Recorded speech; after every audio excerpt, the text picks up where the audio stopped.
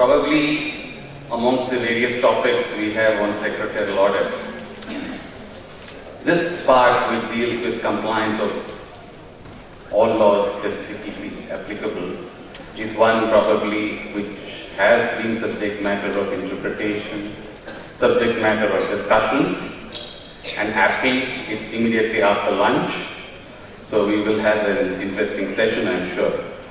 When I was asked to speak about this topic, I was thinking what I should share with you. I am from the food industry. Educating all of you on this law specifically applicable to food industry is not going to serve much purpose. But definitely I was looking at the scheme of how we could approach this issue. On one hand, as a secretarial auditor, the auditor has a responsibility under the form MR3, which is the basis to do certain things. So there is a responsibility. But at the same time, the Companies Act also has put responsibility on the board of directors. There is the responsibility on the company secretary. So there is a sort of a balance between the duty that is cast on the secretarial auditor as to what the company management is to do. And to do all this, what is it that is required that every company must have? And in the final part, probably a few issues and challenges that we will have to go through as we transition into this new requirement. So the very basis, as I said, for secretarial audit is the form MR3, and dealing with the relevant parts to this particular topic, if we see, the first part is not very difficult. I would say that the secretarial auditor has examined the books, papers, blah blah whatever, according to the provisions of, they say the last part, which is mention the other laws as may be applicable specifically to the company. So it's an examination of the laws specifically applicable to the company, but clearly you need to know what to examine. So there has to be need to be aware of what are the laws which are specifically applicable to the company. The more onerous part, where one has to certify that during the period under review the company has complied with the provisions of the Act, rules and above mentioned above, which would include the laws specifically applicable to the company. So the second part is onerous because you have to give an assurance that the company has complied with these. The third part is a report that there are adequate systems and processes in the company commensurate with the size of the company, its operations, to monitor and ensure compliance with the applicable laws, rules, regulation, guidelines. So if we see, there are basically three different aspects. One is an examination aspect, second is a compliance aspect, a confirmation, and a third totally independent aspect, which obviously covers a much wider gamut. That is, all applicable laws are covered under this, where they speak about the company having adequate systems and processes, not only to monitor, but ensure compliance. So that's a pretty strong ask, if I may say. So this is, as I said, as far as the secretarial auditor is concerned.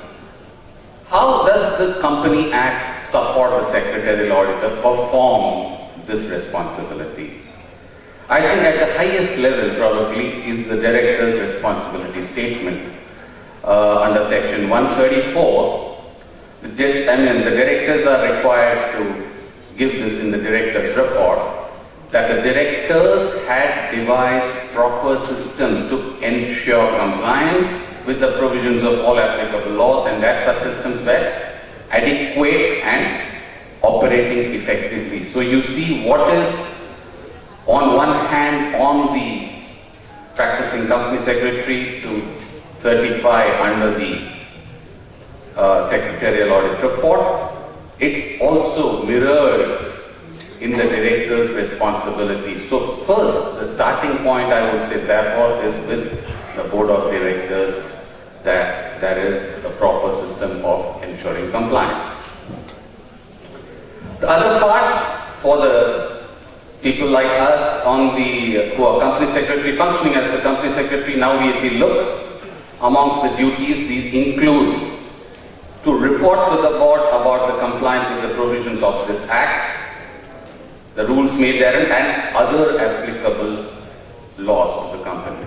So there is also a process, has to be a process by which the company secretary has to report compliance to the board. So another aspect where you find that the secretarial auditor has support from. So these parts which are on the director responsibility statement as well as function of the company secretary is something which is applicable across all companies whichever are subject to secretarial audit.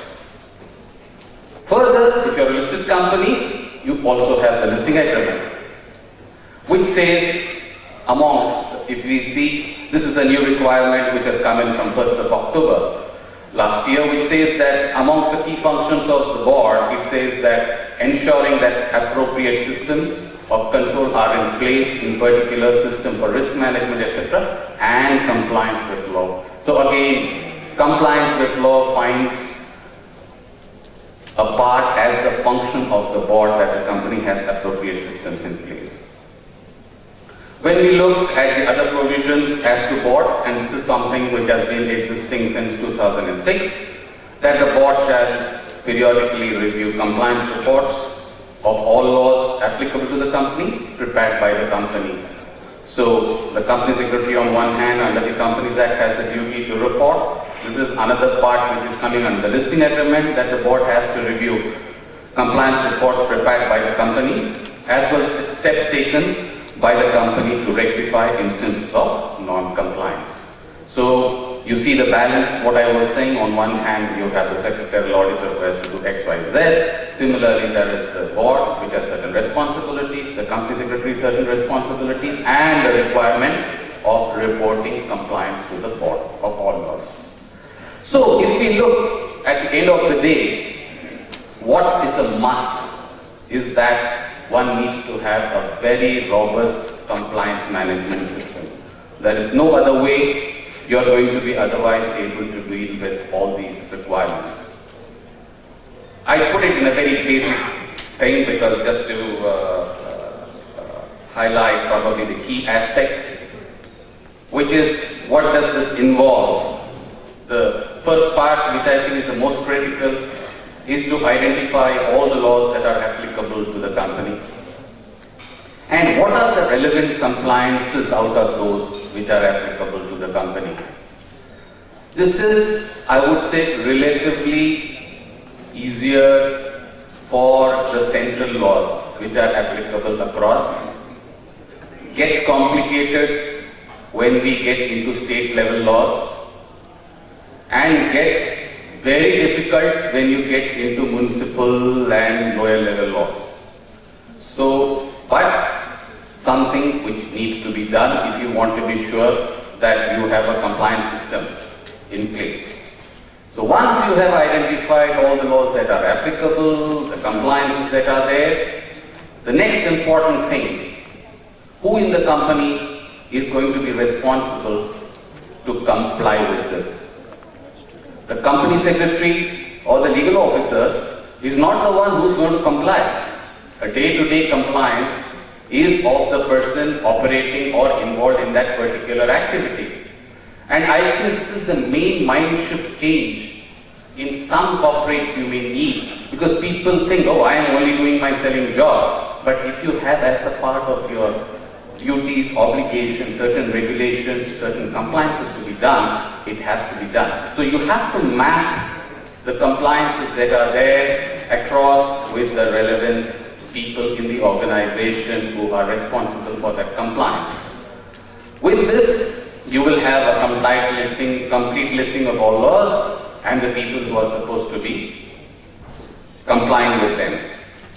How do you implement it? Once you do this, you will have some system of compliance reporting that has to be there, which brings this up. I mean, the periodicity can be decided. Today, you can even have it online if you are using a software, so you don't wait for a period to know whether it's complied or not. Every day you know whether things are complied or not. You could have a periodic reporting, depending on whatever is convenient, depending on the size of the business, the complexity of the business. These are things which take into factor when you're designing something like this. So you have a compliance reporting, which as I said, is a requirement, which should form the basis to report to the board of compliance of laws. When I mean communication here, it's essentially that the entire organization, company has to know that compliance is everyone's responsibility. It's not the responsibility of the company secretary or the head of legal. It's not of an individual, it's of the entire organization. And obviously, a lot of training and support is required. It's typical, like let's say we are all company secretaries here. How many of us, let's say if we are in a manufacturing company, would really bother what happens in the boiler? It's not what we are tuned to. We talk about law. Similarly, if you're talking to the boiler operator, he has to know what the compliance he has to do. So it's about training and making them aware. Otherwise, you will have something there as a compliance without people really knowing what is to be done and how it is to be done. And this process carries, but you need to have control systems in place. You remember where it says it's to be operating efficiently. How do you ensure that it is operating properly? You put all these things in place, you're getting some inputs. Is it good, bad? Can they be relied upon? And therefore you need a control framework. You could do this through various means. Typically, you could have your internal auditors, also auditing compliances. You could have your own teams auditing compliances. Obviously, in case you find any gap, the first thing one should do is put a remedial action plan in place so that you get out of it. And with this, you monitor the effectiveness. When I say monitor effectiveness, it could have various facets. But a simple thing, again going back to the boiler example, does the person really understand at the end of the day? You have probably given your gyan, but has it translated into an understanding that they actually comply with what has to be done? So once you have this compliance management system in place, everything else falls in place. So as a company, you would know all the laws applicable, all the compliances applicable. You will know clearly what are the laws and compliances specifically applicable out of these which are there. You would have an adequate system and processes to monitor and ensure compliance. And you would also have compliance reports which are prepared by the company. But for all this, the basis is to have a robust compliance management system. So when I was going through, I see that it is also circulated as a part of the paper. ICISI has already come out with some sort of clarification on this under the FAQ on secretarial audit, where they say that reporting on compliance of other laws shall include all laws which are applicable to specific industry. And then they give example, for example, banks, it's banking industry, for insurance, all laws applicable, etc. So it goes on like that. So that's one part. So I would say, as an institute position, the direction seems to be that it is about the industry as the criteria to determine what is the basis of determining applicable laws, because you could have other bases also. The other part is that about examining and reporting whether adequate systems and processes are in place to monitor and ensure compliance with general laws like labor laws. So I would say this covers literally every other thing.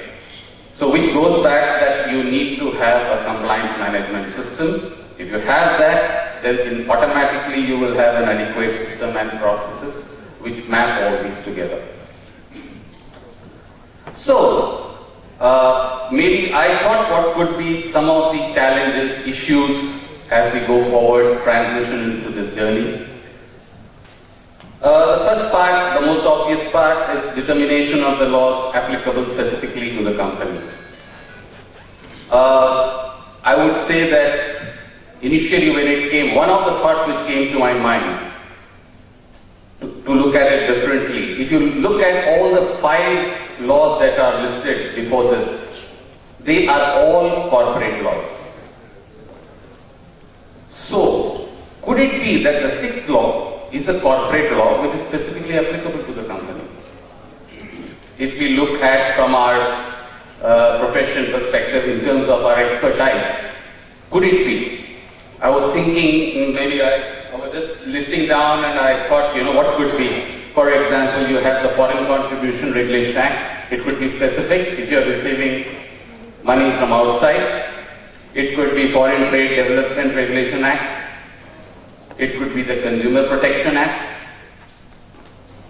Things like this. So there is that angle which did go, but with the position now that we have clearly, it appears that we will follow an approach of industry as the basis. Taking that forward, if you have industry as the basis, you would have challenges if you have multiple lines of business. Someone who is in manufacturing could be in a multitude of areas of manufacturing, also in service, also in trading. So the list of specific laws could be pretty long. And that comes later down, because at the end of the day, for whoever is doing it, I would say I am the head of legal and company secretary. If you ask me, do I know all the laws? Sorry, I don't know all the laws. I don't have expertise on all the laws. There are people for every area who are experts. So, is it expecting too much? And then we talk about specific law by industry. Even here, how far you go, there are various dimensions to this.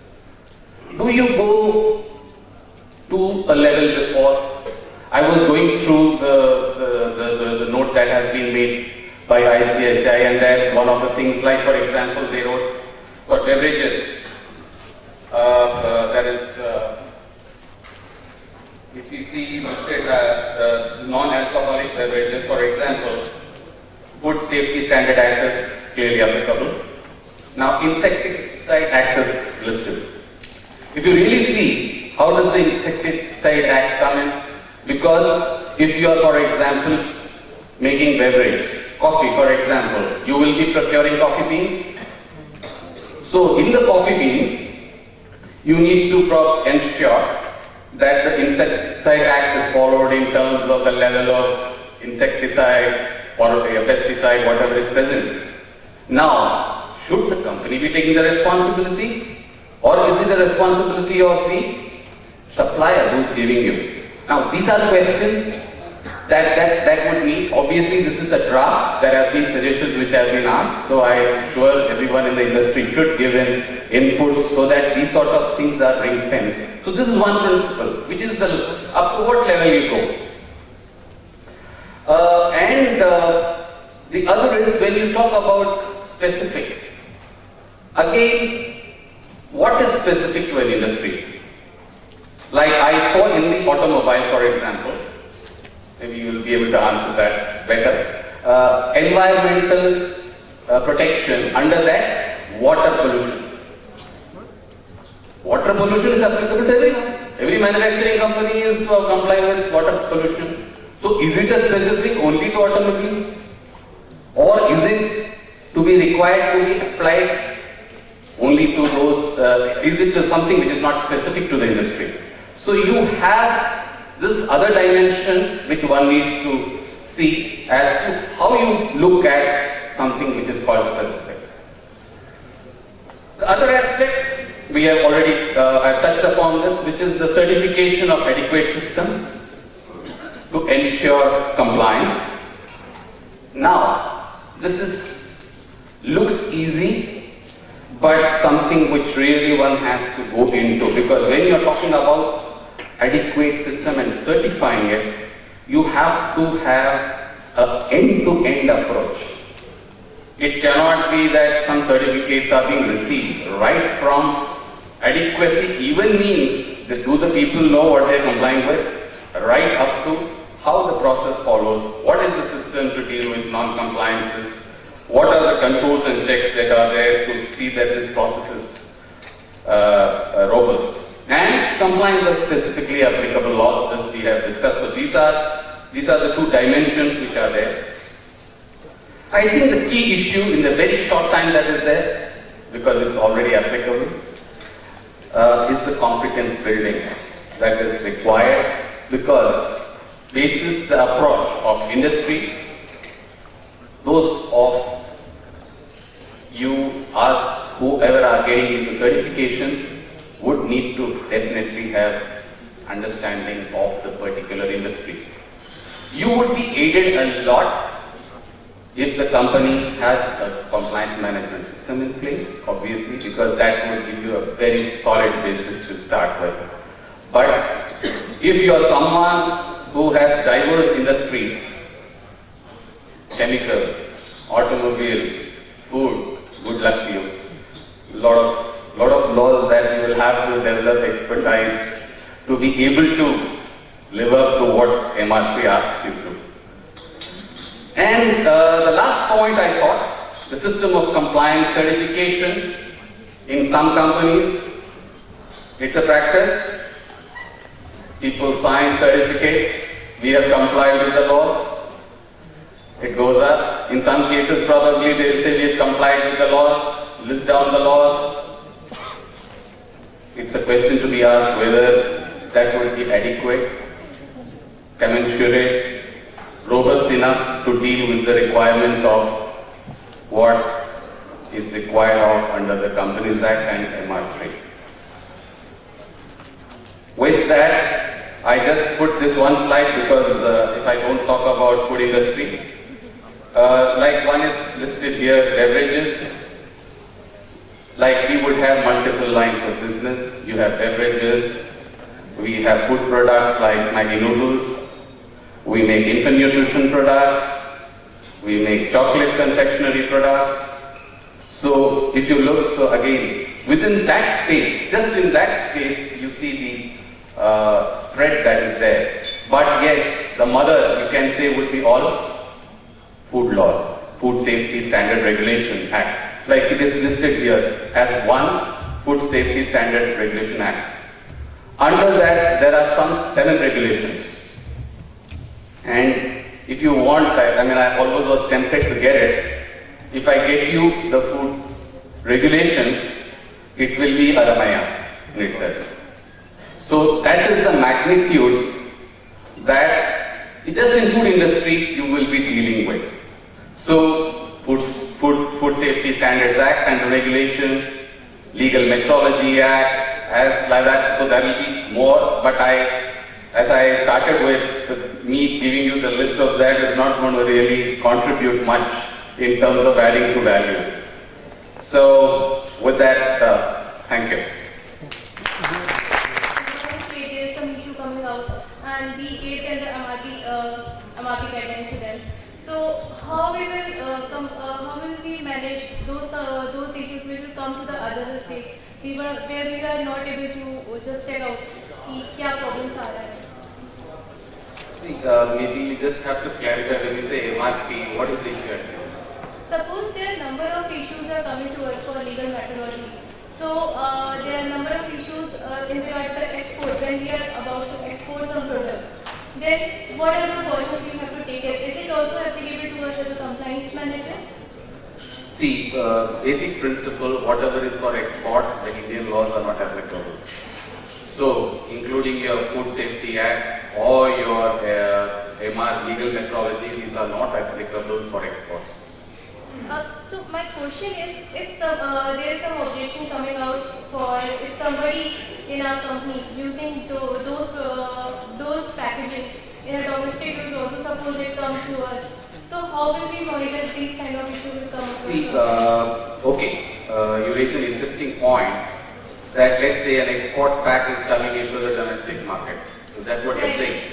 See here, what can the company do? You have to only ensure that you or your affiliates are not, when I say affiliate, your trade partners. Let's say if your distributors are doing it, it's difficult for you to get away.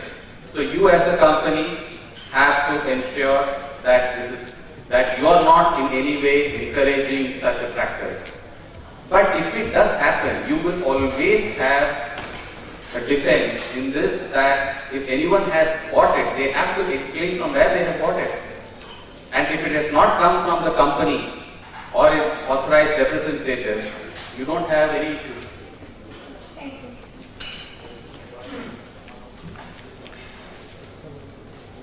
Any other queries?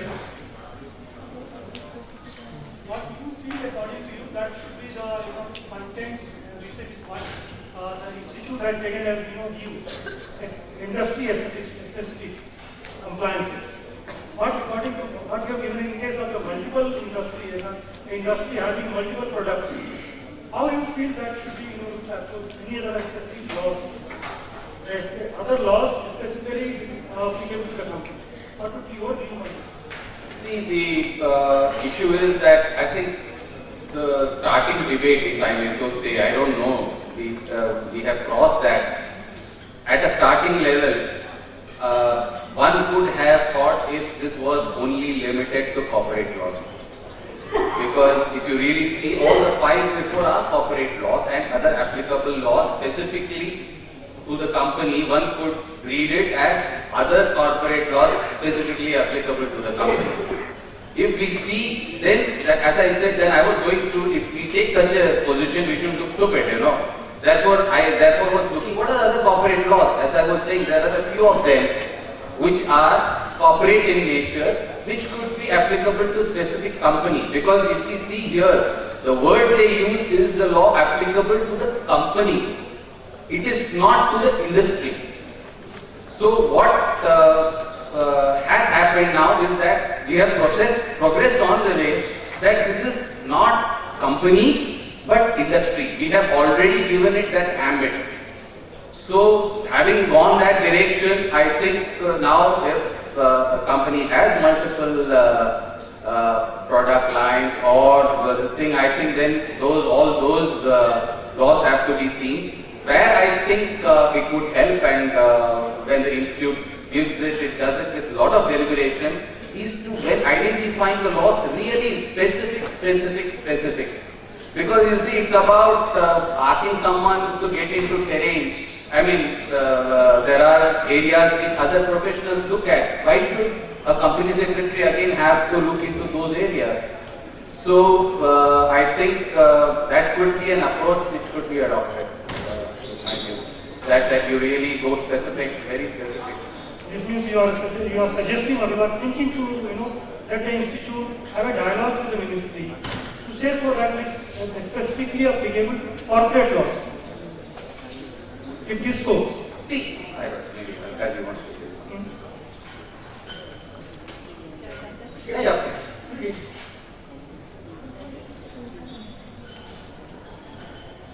See, I just would like to clarify why we took this view. Because if we take the view that only corporate laws are applicable, other than the 5 corporate laws specified, then it would make the audit very limited. And since the opportunity was there, we wanted to make the audit as wide as possible, so that it was a one-time opportunity. We had fought with the ministry for years together to bring this audit. So we wanted to increase the scope and make it as wide as possible. In fact, we are thinking that gradually we'll make it applicable to all the laws. To start with, it was like certain specific laws applicable to the company or industry, and then gradually over a period of 1 or 2 or 3 years, as Mr. Pavan Vijay was saying, in the roadmap, we can say that we'll be covering all the laws. So this audit would be much wider than even the financial audit. That was the idea. Format today is not giving any room to start gradual. You have this year this much, and then you go next year this much. Law says today applicable to the company, other laws applicable to the company. Now, example of what Mulish is saying, my previous employer, it was 22 locations.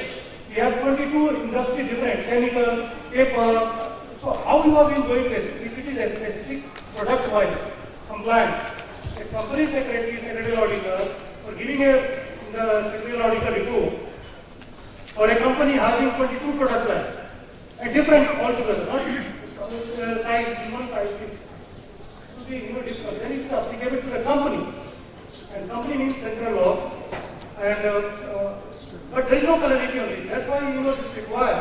Otherwise, there is no called gradual. Today the law is specific, asking the board to give a finding under 134(5)(a) that will state that you ensure there are the proper compliance check and balancing systems are in place, because DRS is not talked about. Similarly, company secretary of the company talks about the function to report about compliance of all the laws applicable to the company. So plain reading of the law that is now there in frame in the Companies Act, it doesn't give any room to have today this year out of 65 laws applicable to my company. I only comment on 23 laws today because they are not even equate, and then four laws tomorrow, and day after tomorrow we have 10 more laws, and gradually we go to the 65 laws applicable to me. I think the law maker is now looking for this law. If you do not touch upon all 65 laws applicable, then you are caught somewhere. So these are the catch 22 where to go, and the report is going to start now, April onward. Some reports have started off flowing. So this is the gray area that requires to be settled like earlier, and therefore there is dialogue required. I also view dialogue should be here to the ministry. What they are expecting from the company sector? What is the expectation? Some sort of requirement required. Moreover, supplement to this, Act is specific to the company. So I think you should not stay dialogue with the ministry that what are the specific law applicable to STY, because it's very difficult to identify, because when we ask the company or the corporate, he is not able to do the even list also. We also are not able to identify what law are applicable to specific that industry. It's very difficult to know. Yeah, go ahead. I see that. We have so far initiated the audit for a company having all the laws applicable to the company. And we are doing it. I mean, we have started the audit, concurrent audit. My friends are also doing this, but it's not like that we can have 65 laws, list what we have been now doing in that context, identifying all the laws applicable to the company, putting it before the board through the secretary office, let the board take note of that, and then only you say the board has to also comment on 124(5)(a), and similarly the company secretary confronted on this 65. The modality would be all like that. You need not require to know all the things, but you have to channelize as a coordinator. Channel who are the responsible for these laws of recognition, whether compliance is there or not. And to that extent, that exposing to the secretarial auditor that look, this is our laws applicable to the company. We have taken note in our board. Please give your comment. We have all these systems like that, and so on and so on. So responsibility there.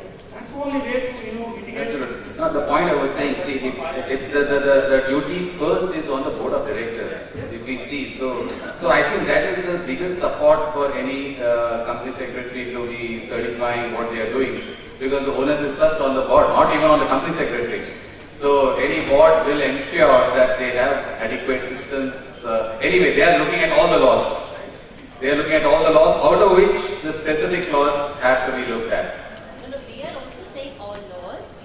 Specific laws, we are saying ensure their compliance, and for the other laws, you check the systems and processes are in place.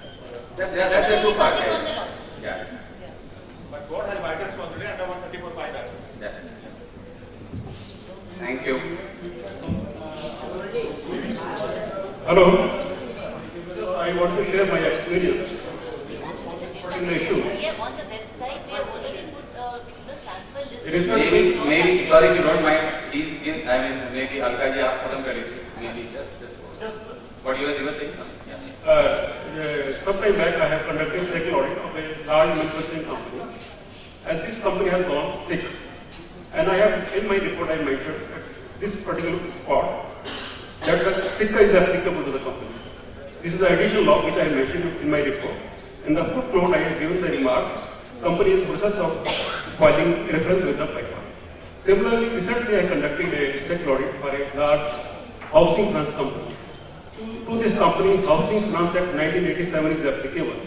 And this act prescribes many more committees, constitutional committees and the policies. Board is required to constitute some other additional committees and the policies.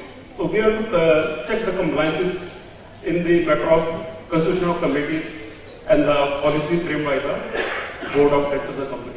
So they are very specific to the company. So just I one thought I should share. Yeah, my question is that the Indian economy is really growing fast and the Indian companies are becoming transnational. Each Indian company, some of the companies are having 40 subsidiaries and the 40 subsidiaries for the branches abroad. Why is that the secretarial audit is to be compliant with the Indian laws? Of course it is there, but what about the foreign laws where the subsidiaries and the branches are concerned? Of course, if it is the Indian, but naturally it is the risk element which is very high in overseas, in those laws of advanced countries, that's affecting to the companies. So whether the secretarial auditor of such kind of companies will have to give a reporting on the foreign the laws also. This is to be clarified. See, at least in my view, as far as you have any laws, Indian laws, which regulate your dealing with the foreign subsidiaries, they would be covered. But if it is something which is local to that particular country, that is not within the ambit of the sector. First point, I'm saying this on But first. if I extend the logic, that it is the, why this secretarial audit? It is to risk assessment of the non-compliance. Yes. If the risk assessment of non-compliance of another branch, the subsidiary overseas, if it incurs, it naturally falls on the holding company. So what would be the impact? I mean, no, you are absolutely, it's a very valid point. So that would fall in the realm of risk management. It won't fall in the realm of secretarial audit. But it would fall in the realm of risk management, and risk management is the responsibility of the board. So when they are looking at various risks, legal compliance is one of the risks. Yes. You could have reputational risks. Yes. You could have environmental risks. So this would be under the ambit of risk management. This forum is just to